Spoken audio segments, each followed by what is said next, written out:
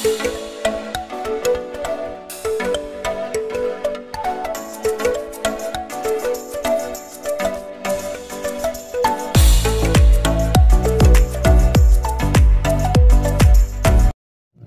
guys, magandang araw sa inyong lahat.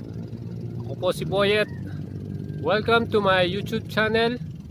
For today's video, ipapakita ko po sa inyo ang specs ng aking bagong biling bike, ang Trinx X7 Elite 27.5.